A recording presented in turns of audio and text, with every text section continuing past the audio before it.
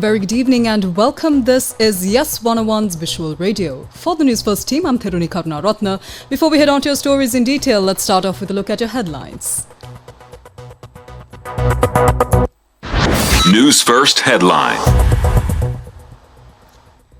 Presidential election between 17th September and 16th October.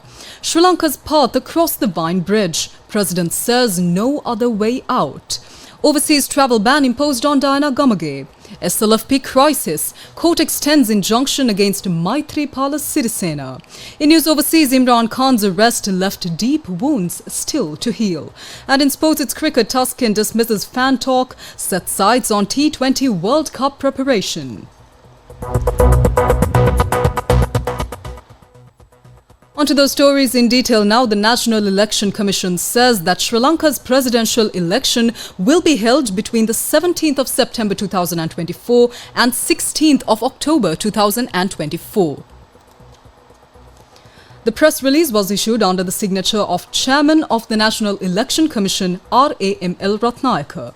The Election Commission says it will call for the nominations to hold the presidential election within the specified time frame in terms of the provisions of the Constitution of Sri Lanka and the Presidential Elections Act No. 15 of 1981.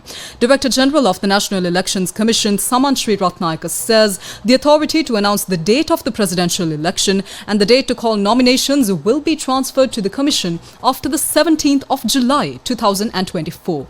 He adds that financial provisions required for the presidential election were presented and accordingly 10 million rupees was allocated for the election through the 2024 budget. Sri Lanka's President Ranil Wickremesinghe has defended the government's economic reforms, likening the journey to crossing a Vine Bridge. Delivering a statement to the House of Legislation on Thursday, Wickremesinghe emphasized the necessity of these measures and called for a united front in rebuilding the country's economy. He said that seeking assistance from the International Monetary Fund was met with skepticism, but it paved the way for economic reforms. The president said, quote, "Every single step that was taken, from seeking IMF support to setting up of economic discipline in the country, was criticized. But in the midst of all those criticisms, slanders and gossip, we started to cross the Vine Bridge. We realized that there is no other way out," unquote.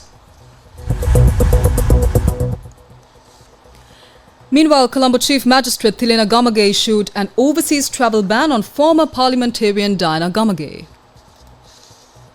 The overseas travel ban was issued considering a motion filed by social activist Oshal Lakmal Herath, who is among the aggrieved parties. The overseas travel ban was issued today when a case against Gamage filed for obtaining a passport by submitting false information to the Department of Immigration and Emigration was taken up. The magistrate ordered that the overseas travel ban be communicated to the Controller General of the Department of Immigration and Emigration and the State Intelligence Service.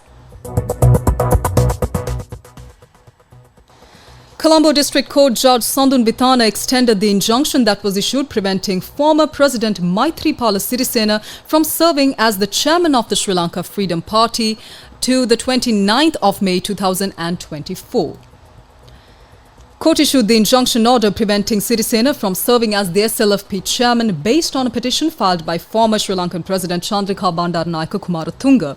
The judge ordered the respondents to file any objections related to the case before the 29th of May.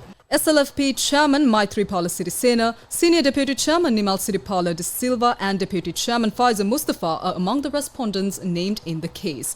Now, in her petition, Kumaratunga claimed that former President Sirisena's appointment as the chairman of the Sri Lanka Freedom Party was against the SLFP's constitution and that an order be issued to prevent him from serving in that position. Let's now take a look at your international news.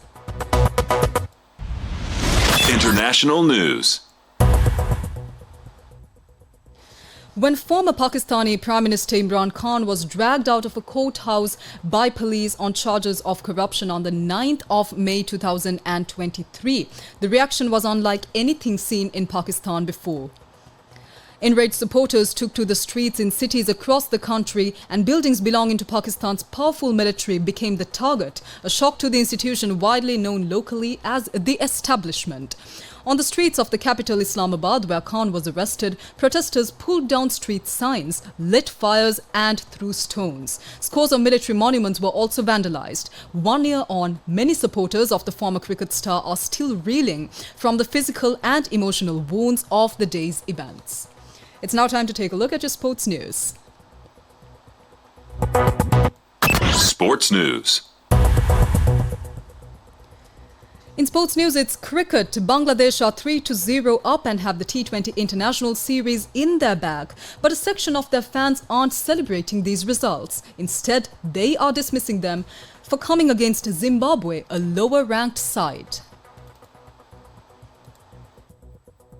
They also have a theory that the BCB organizes matches against Zimbabwe whenever the senior men's side goes through a difficult run of results.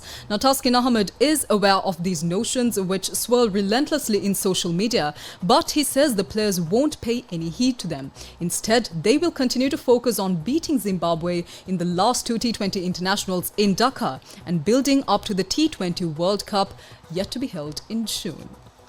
And that's a wrap of this edition of Yes Manaman's Visual Radio. For the Newsfirst team, I'm Theruni Karunaratne. Thank you very much for watching.